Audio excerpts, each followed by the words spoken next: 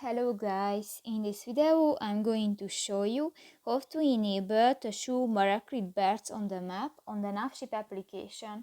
But first of all, I just want to mention, please don't forget to subscribe to our channel, because at 100,000 subscribers we are going to show you our YouTube revenue statistics and growth strategy, how to make money online. So let's jump into it.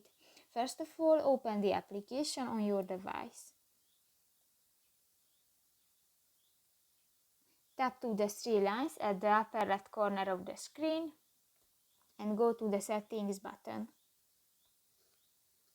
Scroll down and in the layer section you can find the Marrekrite, show Marrekrite berths on the map option, and if you want to enable, just click to the next white circle, and if the circle become blue, this function is enabled.